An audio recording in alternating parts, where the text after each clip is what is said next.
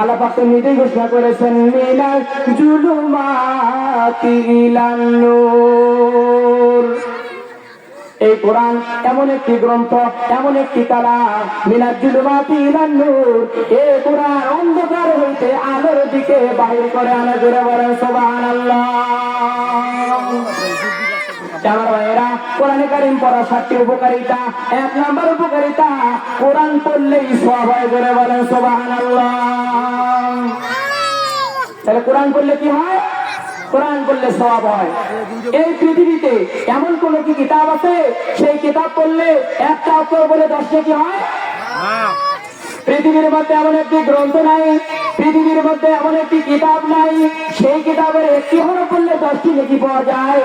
কিন্তু মহাগ্রন্থ কোরআনে কারীম, এই কোরআনে কারীমের 1টা অক্ষর যদি কোনো মানুষ বুঝে পড়ুক আর না বুঝে পড়ুক, উযু সহ পড়ুক আর উযু ছাড়াই পড়ুক, সাথে সাথে তার আমলনামায় 10টি নেক রব্বুল আলামিন দিয়া দিবেন। জোরে বলেন সুবহানাল্লাহ। তাহলে 1 নাম্বার কোরআন পড়ার উপকারিতা, কোরআন পড়লে সওয়াব হয়। 2 নম্বরে কোরআন পড়ে আর পড়ায় যারা, এই 2 শ্রেণীর মানুষ সব চাইতে পৃথিবীর জমিনে দামি। জোরে বলেন সুবহানাল্লাহ। রাসূল বলেন খায়রুকুম মান তাআল্লামাল কুরআনা ওয়া আল্লামাহু, তোমাদের মধ্যে ওই ব্যক্তি উত্তম যে নিজে কোরআন শেখে এবং অপরকে শিক্ষা দেয়। জোরে বলেন সুবহানাল্লাহ। আসমানের নিচে জমিনের উপরে এই 2 শ্রেণীর চাইতে ভালো মানুষ আর একটিও নেই। জোরে বলেন সুবহানাল্লাহ। 1 নম্বরে যারা কোরআন পড়ে আর কোরআন যারা পড়ায় তাদের চাইতে আর ভালো মানুষ দুনিয়ার মধ্যে একটি নাই। আমি গুনাহগারের মুখের কথা নয়, বিশ্ব নবীর পবিত্র জবানের কথা। জোরে বলেন সুবহানাল্লাহ।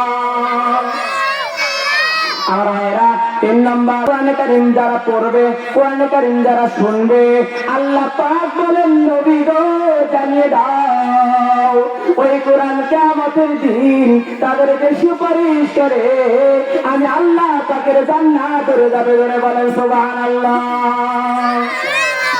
কোরআন যারা পড়বে, কোরআন যারা শিখবে, ওই কোরআন কিয়ামতের দিন তাদের পক্ষে সাক্ষী দিয়া আল্লাহ পাকের জান্নাতে যাবে। জোরে বলেন সুবহানাল্লাহ। 4 নম্বরে যারা কোরআন পড়বে, তা অনুযায়ী আমল করবে এবং তা অনুযায়ী জীবন পরিচালনা করবে, রব্বুল আলামিন বলেন নবী গো জানিয়ে দাও, জানিয়ে দাও কিয়ামতের দিন মুসিবতের কালে আমি রব্বুল আলামিন তাকে পুরস্কৃত করব। জোরে বলেন সুবহানাল্লাহ। আর এরা কোরআন যারা পড়বে, বুঝবে, তা অনুযায়ী জীবন পরিচালনা করবে, রব্বুল আলামিন তাকে কিয়ামতের দিন পুরস্কৃত করবে। রব্বুল কারীম পুরস্কৃত কি দিয়ে করবে? আমার ভাইয়েরা গভীর কান লাগান। আল্লাহ পাক কিয়ামতের দিন তাদেরকে বিনা হিসাবে মাফ করে দিয়া জান্নাতুল ফেরদাউসের মেহমান বানিয়ে দিবে। জোরে বলেন সুবহানাল্লাহ। আমার ভাইয়েরা জান্নাতটা, জান্নাতুল ফেরদাউস কি এটা আপনাদের মাথায় ধরবে না। আসেন আপনাকে ছোট্ট একটু জান্নাতের উদাহরণ বোঝাচ্ছি। আল্লাহ পাক যতগুলো জান্নাত রেখেছে, জান্নাত একটা, জান্নাতের দরজা হলো 8টা, জাহান্নাম একটা, জাহান্নামের দরজা 7টা। আমার ভাইয়েরা ভিতরে ভাগ আছে, রুম করা আছে, যেমন পাপ তেমন শাস্তি, যেমন সওয়াব তেমন মর্যাদা থাকবে। আমার ভাইয়েরা আল্লাহ পাক বলেছে নবী গো আমি আল্লাহ পাকের ছোট্ট জান্নাতের বর্ণনা, সেই জান্নাতটা জান্নাতুল মাওয়া, এই জান্নাতুল মাওয়ার বর্ণনা এই তামাম দুনিয়াটার 10 গুণ। জোরে বলেন সুবহানাল্লাহ। এই পৃথিবীটাকে 10 গুণ করলে যত বড় হবে জান্নাতুল মাওয়া তত বড় হবে। আল্লাহ পাক বলেন নবী গো জানিয়ে দাও আমি কিয়ামতের দিন পুরস্কৃত করব তাদেরকে জান্নাতুল মাওয়া দিয়া নয়, আমি আল্লাহ তাদেরকে জান্নাতুল ফেরদাউস দিয়া তাদেরকে পুরস্কৃত করায়া, নূরের কাজ পড়ায়া পড়ায়া কোরআন পড়নেওয়ালা ব্যক্তিদেরকে আমি জান্নাতের দিকে ধাবিত করাবো। জোরে বলেন সুবহানাল্লাহ। শুধুমাত্র যারা কোরআন পড়বে, কোরআন শিখবে তাদেরকে নয়। রব্বুল আলামিন বলেন, নবী জানিয়ে দাও, যারা কোরআন পড়বে, কোরআন যারা শিখবে, ওই সমস্ত কোরআন পড়নেওয়ালা তালবে ইলমের পিতা মাতাদেরকে মেরে তাজ পড়ায়া ওই কোরআন প্রেমী আমার বান্দা বান্দির সম্মানে তার পিতা মাতাদেরকে একসাথে জান্নাতে দিয়ে দেবো। জোরে বলেন সুবহানাল্লাহ। তাহলে কোরআন পড়লে তারা পুরস্কৃত হবে, কি দিয়ে হবে? তারা জান্নাতুল ফেরদাউসের মেহমান হবে। আমার ভাইয়েরা গভীর কান লাগান।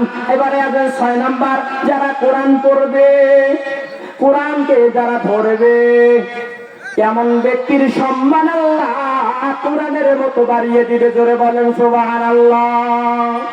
আর যারা কোরআনের বিরোধিতা করবে, আল্লাহ তাআলা তাদেরকে এই পৃথিবীর জমিনে ধ্বংস করে দিবে। জোরে বলেন নাউজুবিল্লাহ। আমার ভাইয়েরা দেখেন, কোরআনের কাছে এসেছিল হযরত ওমর রাদিয়াল্লাহু তাআলা আনহু, কত বড় কাফের ছিল চিন্তা করেন। আমরা এমন চিন্তা কিন্তু কেউ করি না। হযরত ওমর ছিল কত বড় কাফের। হযরত ওমর কোরআন ধরার কারণে আল্লাহ তাআলা তার সম্মান এত বেশি করে দিয়েছে, পৃথিবীর জমিনে বেঁচে থাকতেই জান্নাতের সার্টিফিকেট দিয়েছে। জোরে বলেন সুবহানাল্লাহ। আমার ভাইয়েরা একান্ত আপনজনেরা এই কোরআনের সাথে বিরোধিতা করেছিল আবু জেহেল। আচ্ছা বলেন পরিণামটা কেমন হয়েছিল? আবু জেহেল কোরআনের সাথে বেয়াদবি করার কারণে আল্লাহ আবু জেহেলকে ধ্বংস করে দিয়ে পৃথিবীর জমিনে অপমানজনক মৃত্যু দিয়েছিল। জোরে বলেন নাউজুবিল্লাহ। আল্লাহ পাক এই আবু জেহেল কোরআনের সাথে বেয়াদবি করার কারণে তাকে এমন একটি মরণ আল্লাহ দিলেন, তাকে টয়লেটের মধ্যে আল্লাহ মরণ দিলেন। যেদিন আবু জেহেল মৃত্যুবরণ করে, ওই দিন তাফসীর গ্রন্থকার বলেন 100 বার 200 বার নয়, 500 বার পাতলা পায়খানা করে টয়লেটের মধ্যে মারা গেছে। জোরে কান নাউজুবিল্লাহ। আজ যে নাস্তিকরা এই কোরআনের সাথে বেয়াদবি করবে, কোরআন থেকে বিসমিল্লাহ করে দেওয়ার ষড়যন্ত্র করবে, আল্লাহ পাক মারা যান নাই। আমার আল্লাহ অন্ধ না, আমার আল্লাহ পঙ্গু না, আমার আল্লাহ ন্যাংলা না, আমার আল্লাহ হলেন আলিমুন বিজাতি সুদূর। কথা বলেন ঠিক না বেঠিক? আমার আল্লাহ যদি ইচ্ছা করে আজকের নাস্তিককেও আবু জেহেলের মতন মৃত্যু দিতে পারে। কথা বলেন ঠিক না বেঠিক? আমার ভাইয়েরা কোরআনের সাথে বেয়াদবি করা যাবে না। কোরআনকে ধরলে আল্লাহ সম্মান বাড়িয়ে দিবে। আমার ভাইয়েরা রে, গভীর মনোযোগ লাগাও। যারা কোরআন আপনি খালি মসজিদে মানবেন তা হতে পারে না। কোরআন আপনি মাদ্রাসায় মানবেন তা হতে পারে না। কোরআন শুধুমাত্র মসজিদের মিম্বারে মানবেন তা হতে পারে না। কোরআন দিয়ে রাষ্ট্রের কাজ করতে হবে। কোরআন দিয়ে পারিবারিক সাংসারিক জীবন চালাতে হবে। এক কথা আমি বলতে চাই, আপনার জন্ম থেকে নিয়ে মৃত্যু পর্যন্ত কোরআন দ্বারা পরিচালিত করতে হবে। কথা বলেন ঠিক না বেঠিক? যারা কোরআন দিয়ে বিচার ফয়সালা করে না, কোরআন দিয়ে রাষ্ট্রের কাজ করে না, আল্লাহ পাক নিজেই ঘোষণা করে দিয়েছেন সূরা মাইদার ভিতরে।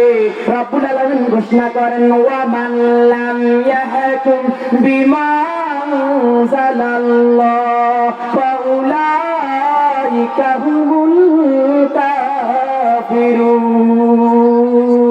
বলেন আল্লাহু আকবার। আল্লাহ পাক পরের আয়াতে বলেন, ওয়া মান লাম ইয়াহকুম বিমা আনজালাল্লাহ ফাউলাইকা হুমুজ জালিমুন। আল্লাহ পাক আরো একবার জবাব দিয়েছেন, ওয়া মান লাম ইয়াহকুম বিমা আনজালাল্লাহ ফাউলাইকা হুমুল ফাসিকুন। আমার বাবাজিরা গভীর মনোযোগ লাগান। রব্বুল আলামিন ঘোষণা করে দিলেন, যারা কোরআন দিয়ে বিচার ফয়সালা করে না, কোরআন দিয়ে যারা ন্যায় বিচারগুলো করে না, রাষ্ট্র চলায় না, ইউনিয়ন পরিষদ চালায় না, এলাকা চালায় না, রব্বুল আলামিন নিজেই ঘোষণা করে দিয়েছেন যে তারা জালেম, তারা কাফের, তারা হলো ফাসিক। তারা কি ফাসিক। তাহলে কোরআন দিয়ে পরিচালনা করতে হবে। তাহলে আমার ভাইয়েরা কোরআন সব জায়গায় আপনাকে মানতে হবে। কোরআন হলো বাধ্যতামূলক। তাহলে আমি বলতে চাই ভাইয়েরা রে, এই কোরআন দিয়ে জীবনকে সিটিং ফিটিং করো, তাহলে কিয়ামতের দিন আপনারা বিনা হিসাবে জান্নাতুল ফিরদাউসের মেহমান হয়ে যাইতে পারবা। জোরে বলেন সুবহানাল্লাহ। আমার ভাইয়েরা, যারা কোরআনে কারীম যারা এই পৃথিবীর জমিনে পড়বে না, সে সমস্ত গার্জিয়ানদেরকে কিয়ামতের দিন ধরা হবে, সন্তানগুলো জাহান্নাম যাবে। আর বলবে রব্বুল আলামিন, আমরা আজকে জাহান্নাম যাব কেন? আমাদের আব্বা আম্মা তো কোনোদিন নামাজের কথা বলে নাই, কোরআনের কথা বলে নাই। ইয়া আল্লাহ, ইয়া রব্বে কারীম, আমরা আজকে জাহান্নাম যাব কেন? তারা যদি নামাজের কথা বলতো, তারা যদি কোরআনের কথা বলতো, তাহলে আমরা দিনে শিক্ষিত হতাম, তাহলে আজকে আমাদেরকে জাহান্নাম যাওয়া লাগতো না। ইয়া রব্বে কারীম, যদি আমাদেরকে জাহান্নাম যেতেই হয়, তাহলে আমাদের পিতামাতাকে আপনি আমাদের কাছে এনে দেন, আর জাহান্নামের দরজার মধ্যে আপনি শোয়া দেন। আমরা বুকে পিঠে ঘুরে দিয়ে, তাদেরকে অপমান করে, পায়ের তলে পেশে দিয়ে আমরা তোমার জাহান্নামের মধ্যে চলে যাব। কিন্তু তার আগে আমাদের পিতামাতাদেরকে আমরা একটু ছাড় দেব না। তাহলে আমার ভাইয়েরা, তাহলে বলতেছিলাম বাচ্চা কোচ্চাকে কোরআন শেখাতে হবে, তাহলে এই সন্তানগুলো তোমাদের জন্য ভবিষ্যৎ জীবনে ভালো হবে। আমার ভাইয়েরা, এবার গান লাগার আমি দেখলাম অসংখ্য মা বোনগুলা মহিলা প্যান্ডেলের মধ্যে আছে। এ মা, তোমরা শুনে রাখো, আল্লাহ পাক রাসূল বলেছেন, তিরমিজি শরীফের হাদিস, তিরমিজি শরীফের হাদিস, রাসূল বলেন, শাস্তির নারীকে আল্লাহ বিনা হিসাবে জাহান্নাম দিয়া দিবে। এ মা, যারা শুনতেছে গভীরে কান লাগাও। এক নম্বরে হলো হান্নানা। তাই হান্নানা এমন একজন নারী, যে নারী শুধুমাত্র বলে আমার জন্য খরচ করো, আর পরিবারের অন্য কারোর জন্য খরচ করার দরকার নাই, এমন নারী নবীজি বলেছেন বিনা হিসাবে জাহান্নামে। জোরে বলেন নাউজুবিল্লাহ।